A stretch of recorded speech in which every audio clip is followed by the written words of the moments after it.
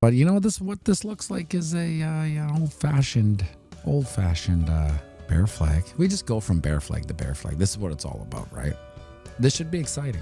Once you wrap your mind around it, it just gets exciting, right? So you take the ball, you slide it all to the breakout point, and then we're all at, let's see, 67.7. Put that in. 67.7. 67.7 is where this is playing out.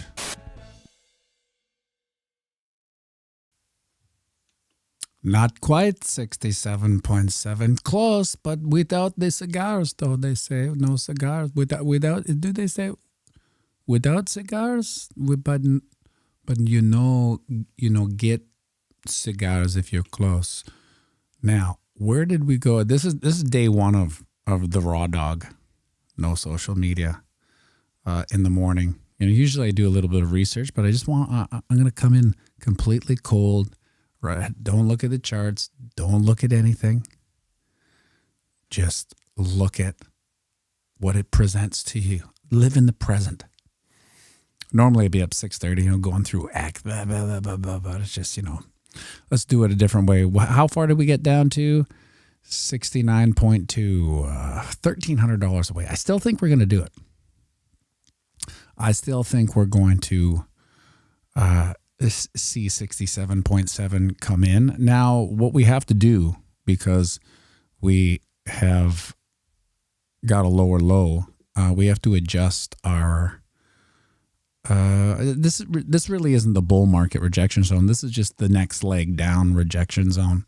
So let's extend her down. It's now at 80. So that's where we can expect a relief rally. I'll change that to 80. Oh, what's going on here? 80. Yeah, a nice round number. 80K-ish. That would be our next level to keep our peepers on for a relief rally. Now, I would just assume it keeps going down, right? Like, just pull the Band-Aid off. But this is how markets work. You get a little bit of relief rally here. This would be the stereotypical place where people would get their bullish engines on and start firing up the longs just to get, stuck in the long till we hit the inevitable bottom of the bear market.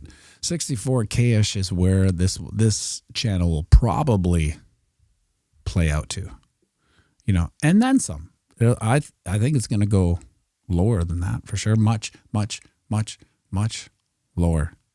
So I've come to, what happens sometimes on these streams is that I just talk and then I think about what I've said the next day as the day moves on, and some of it makes sense and some of it doesn't. But I think what I said yesterday about the clearing away of the complete, it didn't feel like a frothy bubble because the price never really got frothy, but the industry itself still had all the telltale signs of a frothy bull market, with the DATs and the government. But what this was here, this I said that will probably clear out the entire gains of the bull market. And I think that's what we're going to do, because in order to cleanse what happened, which is really nothing, we have to clear it out. That's right. Trios, pancakes, like and share this out. Help grow the channel. It really is a symbiotic relationship between YouTubers and people watching their content. If you share it, it grows. If you don't, it doesn't. Just like we all know, YouTube does not like this channel for some reason. I think it's a pretty clean channel too. Maybe they just don't like Bitcoin content creators. Of across the board. Look at this. This on the weekly chart. It's hard to believe this is the weekly chart. Right down to that line of support, 69K. We talked about yesterday, 69K. Now, the next logical point is the 200 moving average at 50, 80, 58, 59, etc., etc. That would essentially be stage one of the clear out, because one may argue this is all the froth from the Trump pump, right? 69K is where we kind of broke out. This is right before the elections, October 28th, 2024. And then this is all the frothy pump. But I would say that, and this is what bear markets do. They clear out, they prune the peach tree, right? This is just kind of grotesque froth for no reason. Just the narrative was kind of pumping, but there was still no real retail money coming in. It was just OGs like yourselves and the institutions. Not a great relationship to have. So I would say that this right here, I'm going to go, this is 29K. This is why I say 29K, because that's when we started seeing the pump from the ETFs, right? So one of the narratives that I also subscribed to before I dummied up my face was that BlackRock, right, and all these other hedge funds, institutions, would never let the price go down because it presupposes that it's BlackRock buying, right? And then once you have, I've seen comments too, like saying BlackRock will never do this. They'll never let this happen. Like BlackRock is just acting on behalf of their clients, right? And once that clicks, you're like, oh shit, clients are boomers. They've got the worst clientele in the world. A bunch of scared, booster-filled boomers, right? So what do you think they're going to do? They're on the horn with their guy. You get me out of this Bitcoins. I don't want these Bitcoins anymore. And sign me up for a booster while you're at it. We don't do boosters. You know what? Don't you fund boosters? Oh, hot dog. But listen, that's why why I say 20, it's just my thesis, right? Like, nobody knows anything. And anyone that says they do is a liar, right? Or a paid advertiser. You know, the Samson Mals, the Tom Lees, all these people, they just get paid to throw out these massive numbers, right? And then people share it. Breaking. Samson Mao, 180K by January. It's all bullshit, right? Now we know. Now we are a smarter, more sophisticated community. Now, we will probably get taken by some other shenanigans in the coming bull run, but that's okay. We're a little bit wiser now. We understand how these things work now a little better, and we will prepare ourselves. The only thing you can do here is really just wait for the, get into your foxhole, your knees up, elbows up, grab your helmet, wait for the bombing to stop.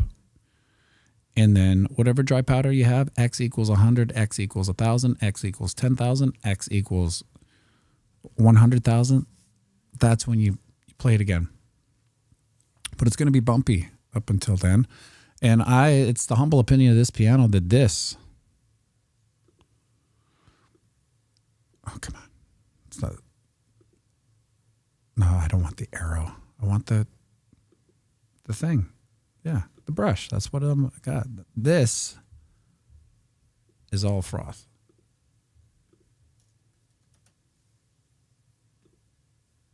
If that makes sense. That whole pump was all froth. And it kind of made more sense to me when we were at 100K and we were John Travolting with retail. Where's retail? That made all the sense to me. It was like the defining, it's kind of like that moment in a relationship where you know it's over, right? You like, it could be, it's like when a waiter gets fired at a restaurant for breaking a glass. You know, it's like the damage was done, and then there was just this thing that was the catalyst for it to be over. It happens in every relationship. And my relationship with the bull run ended at 104, 106 when I started making those top videos. Oh, you want to see a video that doesn't perform well? Top videos during a bull run. Yeah, they're not really received that well. It's a no-win, right? Because no one really goes back and says, "Hey, you're kind of right." Nobody says that. Patrick Rushing. Tom Lee says some stuff like Bitcoin going to 250K by the end of the week. Yeah. Well, we know it's not going to 250. Now can it? Just based on Kagers, if Bitcoin went to 250, it would outdo the 2025 bull run Kager all-time high to all-time high, which is 16%. From 69 to 126 is 16% 4-year Kager. So if we were to get to 250, it would perform better than the last bull run, which is, I mean, it's possible, but we never have, right? So, and also yesterday I was saying, the only reason I know this is because I had to grab the video from 67.7, so it's a little fresh. I said that we generally don't go below the 200 moving average in the bear market, but now we do, right? So we didn't, and that was the data point, and then we did last year. So I'm just going to assume we're going to do what we did last bear market as well, which would be come test the 200 and break down from it. And we're pretty damn close. Like, let's do some time traveling here. How far from all-time high are we right now? We are 17 weeks. And we are how far away from the 200 moving average? 16%. Now let's go back to here. 17 weeks in this 2021 blow off top put us at right here, 30. So let's see how far we were. We're 37K here, 17 weeks from the blow off top, if you can call it that. How far away are we from the 200 moving average at that point? We are 45%. So we're closer now to the 200 moving average after the bull run than we're almost doubly close. If that even makes sense. We were still, you can see here, we were still executing the bull market rejection zone, which we did. We're 1 week away from it, from pulling it off. And so we are closer to the 200 moving average on this bear market, which would make sense if you really think about it, because we have been early on almost everything, right? We are early with the all-time high before the halving, which was novel. So I'm assuming we're going to do that, right? We crashed underneath the 200 moving average for the first time, so I'm assuming we're going to do that again. We hit all time. Sorry, my thing was circling. It's like, is this over already? We hit all time high before from the past bull market before the halving. I'm assuming we'll do that too. Now, so that would probably, when did we break that? That was right here, March 2024. So let's see how far that was away from blow off top to breaking it. It was 120 weeks. Now, what is that? 6 months? 120 divided by 3. 4 months? Oh, come on. 120 weeks. How many is that as a month? 120 divided by 4 is 4. No, 3? I don't know. 30, 60, 90, 120, 4 months. Really? 4 months? That doesn't seem right. This is the weekly chart. Can't be 4 months. What the hell is going on here? This is November 15th. This is a March 11th, 24. So it's 2 years, for Christ's sake. 2 years. November 24, 22nd, that's a year.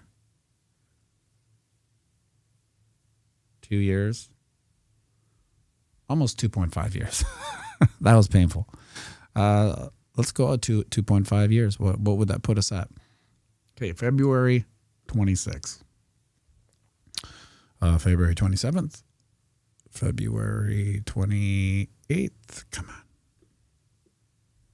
February 28th plus some change around June 28th.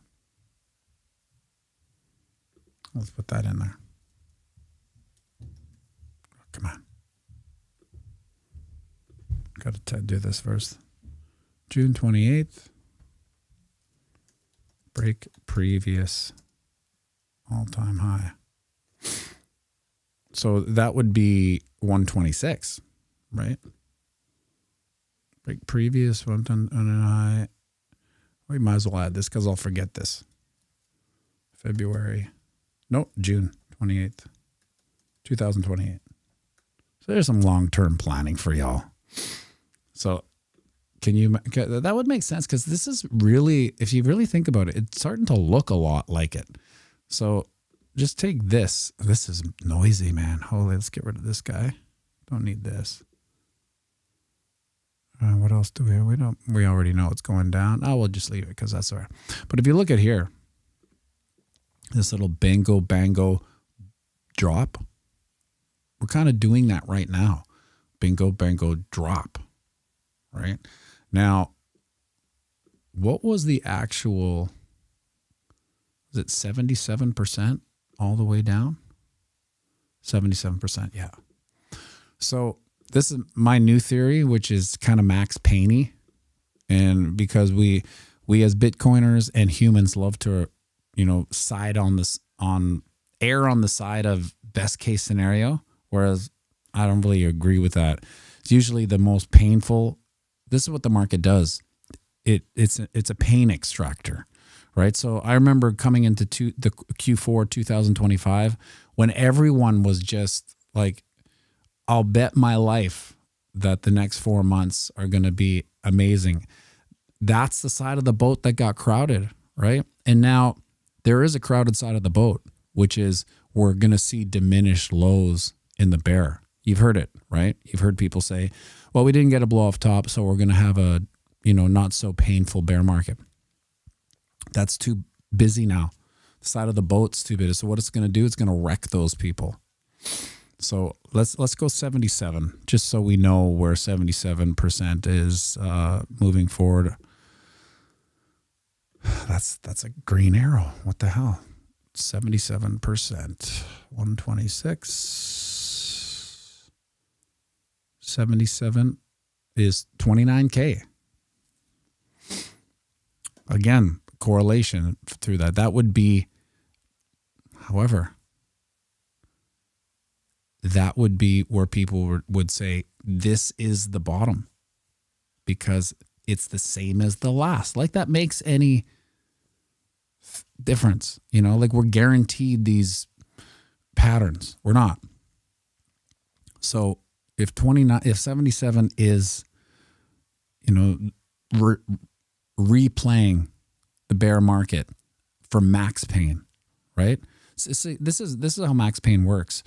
Not enough high, extra low. That's Max Payne. Not enough high and kind of a okay, like a spring, a crypto, not a crypto winter, but a crypto spring. No, we're not really, That's not how it works. We're not guaranteed any correlation between strength and weakness. You know, a million things could happen geopolitically between then. But if running 77% to, you know, it would have to go underneath that a bit just for max pain, because people would be calling 30K. They'd be like, it's never going lower than 30K. Remember 20K? It's never going lower than 20K. It went 25% lower. Now 25% lower from 29K.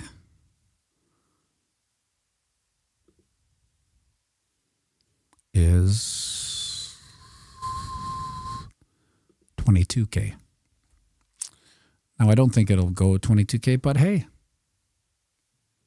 you know, let's see, what did E-Money, that's deep under the 200, right? Like that means anything anymore, though. You know what I'm saying? Like these metrics are all novel now.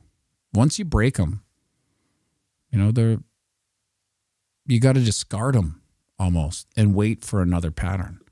But let's see if 56K, let's say it climbs to 60, 29K is another 70% drop from the 200 moving average.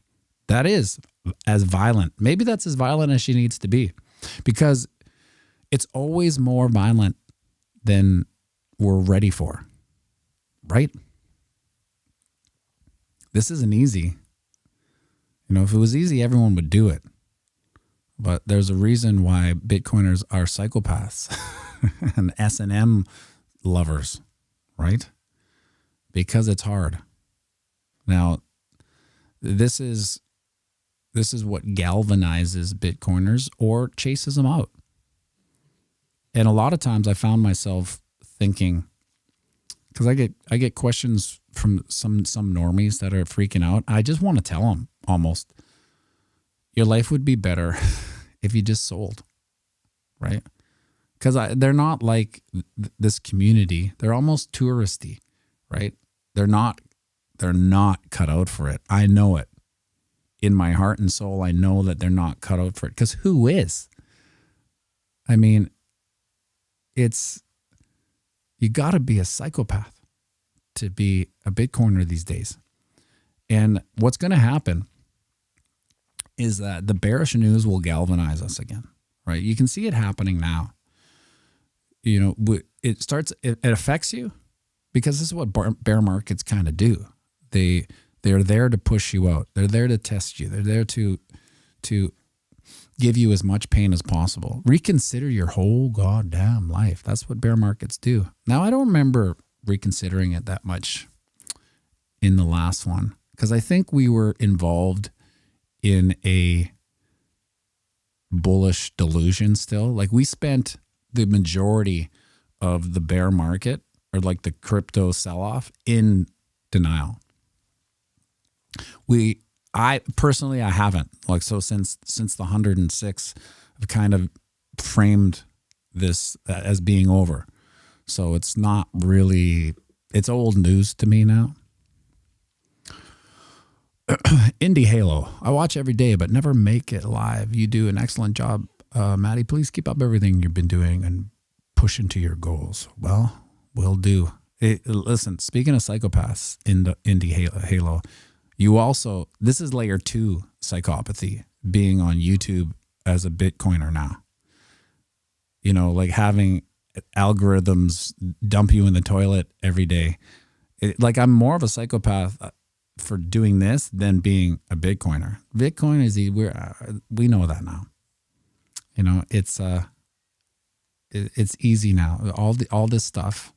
Now, we may lose a few. I doubt it, though. Like, where are you going? Where are you going? You're not going anywhere. India, I believe in you, Matty. Thank you. Thanks for the support. Thanks for tuning in. A long-time listener, first-time commenter. Anyway, yeah, that's more the psychopathy is just doing these streams really sometimes into the abyss. Because I think if you ever find yourself doing live streams, it's so weird, really, because it's, I don't know, it's almost like therapy, I suppose, in a weird way. Maybe that's why I do it, because it is like therapy. Maybe. Who knows? So here we are, midway through this channel of descension. You know, will we get the bounce up to the 38.2 rejection zone, 80?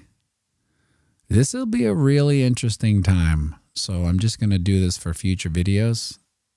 Did we get rejected? Yes, we did. Looks like it. Make sure you like